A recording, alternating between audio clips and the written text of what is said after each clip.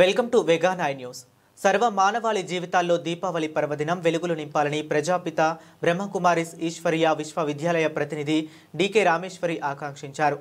శనివారం డాబా gardens VJF press క్లబ్లో జర్నలిస్టుల కోసం ప్రత్యేకంగా దీపావళి వేడుకలు నిర్వహించారు. ఈ సందర్భంగా రామేశ్వరి దీపావళి పర్వదినం విశిష్టతను తెలియజేశారు. పురాణ ఇతిహాస కథనాల నుంచి కూడా దీపావళి ప్రజల జీవన విధానంతో ముడిపడి ఉన్న పండుగగా అభివర్ణించారు.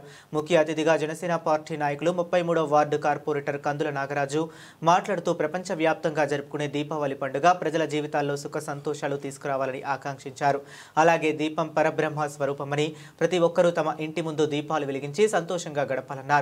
ప్రమాదాలు బారిన పడకుండా తగు జాగ్రత్తలు తీసుకోవాలన్నారు. గ్రీన్ క్లైమేట్ టీం వ్యవస్థాపకులు జేవి రత్నం మాట్లాడుతూ ప్రజలందరూ కాలుష్య రహిత దీపావళి జరుపుకోవాలన్నారు.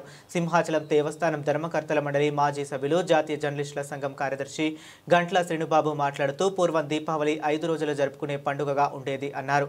ధనత్రయోదశి, నరక చతుర్దశి, దీపావళి ఇలా అన్ని పండుగలు క్రమ పద్ధతిలో జరుపుకునేవారని ప్రతి ఒక్కరూ దీపావళి వెలిగించడంతో పాటు లక్ష్మీదేవిని కూడా పూజిస్తారు అన్నారు. ధనత్రయోదశి రోజున దీపం వెలిగించడం వల్ల అందరూ సుఖ సంతోషాలతో గడుపుతారని, పితృదేవతల ఆశీస్సులతో పాటు అందరూ ఆనందమయ జీవనం పొందేందుకు అవకాశం కలుగుతుంది అన్నారు. ఈ కార్యక్రమంలో తెలంగాణ కేడర్కు చెందిన డిఎస్పీ రాము, సీనియర్ పాత్రికేయులు, ప్రముఖ కొరియోగ్రాఫర్ ఆర్ నాగరాజు పట్నాయక్, బ్రహ్మకుమారిస్ ప్రతినిధి అన్వేష్తో పాటు పెద్ద ఎత్తున బ్రహ్మకుమారిలు పాల్గొని దీపాలు వెలిగించారు. అలాగే జర్నలిస్టులకు ప్రసాద వితరణ గావించారు. సత్యమైన దీపావళిని ఏ విధంగా మనం జరుపుకోగలం అనేటువంటి ఈ ఆధ్యాత్మిక సందేశాన్ని ఇస్తూ మా మీడియా మిత్రులందరికీ కూడా వాళ్ళ ఇళ్లలో కూడా దీపాల పండుగ చాలా బాగా జరగాలని, ప్రతి ఒక్కరి ఈ దీపాల వెలుగుల్లో ప్రతి ఒక్కరి ఈ కలర్ఫుల్ లైట్ ఉండేటువంటి పండుగ ప్రతి ఇంట్లో కూడా ఆనందాన్ని, సంతోషాన్ని తీసుకురాగలగాలని ఆకాంక్షిస్తూ ముందుగా మా మీడియా మిత్రులందరికీ కూడా ఈ కార్యక్రమం అనేది ఏర్పాటు చేయడం జరిగింది. ప్రజలలో ఈరోజు ఒక సామాజిక అవగాహన కల్పిస్తున్నారు అందరూ కూడా.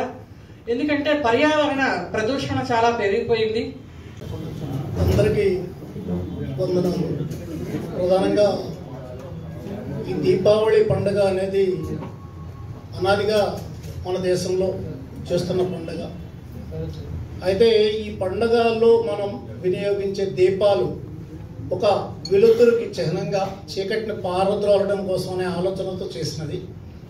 దానిని మనము అందరం కూడా వినియోగించే ఈ దీపాల దగ్గరకు వస్తే నెయ్యి కానీ, ఆముదం కానీ, మనము ఆడించిన కొబ్బరి నూనె కానీ, నువ్వుల నూనె కానీ, వేరుశనగ నూనె కానీ మాత్రమే వినియోగించి దీపం పెట్టుకోవడం ఆరోగ్యకరం.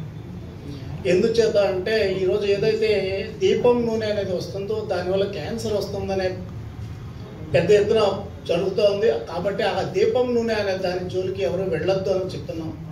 అలాగే కొవ్వొత్తులకి వినియోగించే వ్యాక్స్ కూడా ప్రమాదకరమైంది. కాబట్టి ఏదైతే మనం ఆముదం దీపమా, నెయ్యి దీపమా, నూనె దీపమా అన్నది మనం ఆలోచన చేసి దీపాలు వెలిగించుకోవాల్సిన అవసరం ఉంది.